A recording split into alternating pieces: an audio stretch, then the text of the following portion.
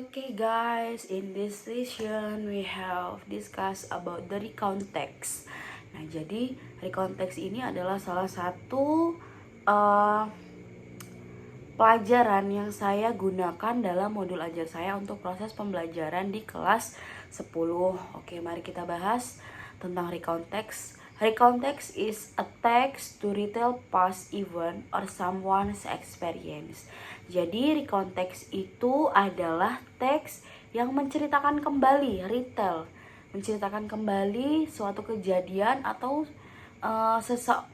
pengalaman seseorang, suatu kejadian yang telah lampau. Nah, yang pertama yaitu bisa kita menceritakan tentang personal, tentang fakta, factual, and then for imaginative. Mari kita bahas satu persatu. Nah, oke. Personal recount itu menceritakan tentang pengalaman pribadi penulis, personal. And then the factual recount is menyajikan laporan peristiwa yang benar-benar terjadi.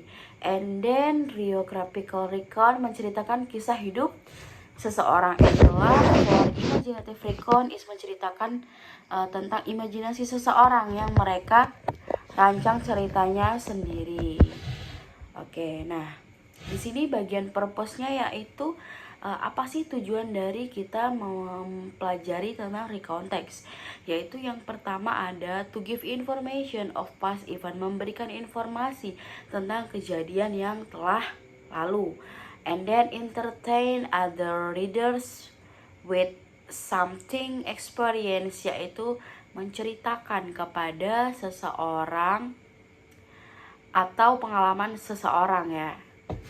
And tujuan yang lain yaitu ada yang pertama to share unique or unusual experience, yaitu membagikan cerita yang unik atau pengalaman yang tidak biasa. And then to retell something unforgettable, itu menceritakan sesuatu yang tidak bisa dilupakan. And to give information about an incident, memberikan informasi tentang sebuah kejadian. And for the last, to make the readers learn something, membuat sang pembaca itu mempelajari sesuatu. Oke, for the generic structure, apa sih generic structure-nya yang bisa kita pakai dalam recount text? Yaitu yang pertama ada orientation, dimana orientation itu biasanya berada di awal cerita karena dia memperkenalkan informasi tentang siapa, di mana, dan kapan peristiwa itu terjadi. And then yang kedua yaitu ada series of event, rangkaian peristiwa yang ada dalam cerita tersebut. Nah, yang terakhir yaitu ada reorientation, yaitu berisi kesan-pesan sebuah cerita tersebut. Oke, for the language feature, apa sih yang bisa kita pakai language feature-nya dalam penggunaan untuk recount text? Yaitu yang pertama ada past tense. For the example, I went to Bali last week. I spent my holiday in Bandung. We were very happy. And then adverb of time, keterangan waktu ya.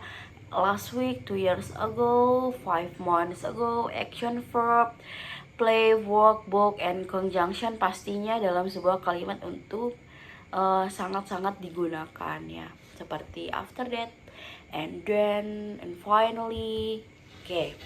Nah, in this slide is for the example about the paragraph, the recount text. Yang pertama itu di situ ada orientation and series of event tentunya, dan reorientation. Nah, seperti yang kita bahas tadi, orientation itu di mana dia memperkenalkan siapa, kapan, dan di mana peristiwa itu terjadi. And then series of event itu rangkaian kejadian. Dan bagian reorientation itu adalah sebuah berisi pesan-kesan tentang sebuah cerita tersebut. Kali ini Miss menggunakan LKPD atau bahan ajar dengan menggunakan paper and kardus. Nah, seperti ini. Jadi siswa secara berkelompok mereka itu menggunakan nanti mereka itu juga mengambil amplop yang sudah saya isi. Di amplop itu berisikan tentang gambar tersebut dan beberapa paragraf tentang recount text. Nah, jadi mereka itu disuruh untuk menempelkan gambar yang mereka dapat dalam amplop tersebut. And then for the text, in this text mereka disuruh mencari language future-nya itu ada apa aja, and then social function-nya apa, and generic structure dalam paragraf tersebut seperti apa, begitu. Terima kasih.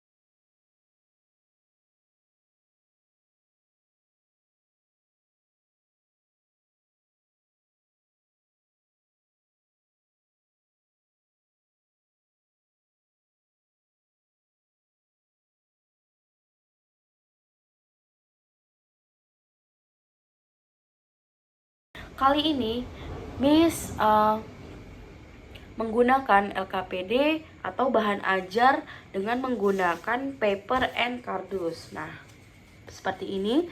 Jadi siswa secara berkelompok mereka itu menggunakan nanti mereka itu juga mengambil amplop yang sudah saya isi. Di amplop itu berisikan tentang gambar tersebut dan beberapa paragraf tentang recount text. Nah, jadi mereka itu disuruh untuk menempelkan gambar yang mereka dapat dalam amplop tersebut. And then for the text, in this text mereka disuruh mencari language future-nya itu ada apa aja, ada social function-nya apa, and generic structure dalam paragraf tersebut seperti apa begitu. Terima kasih.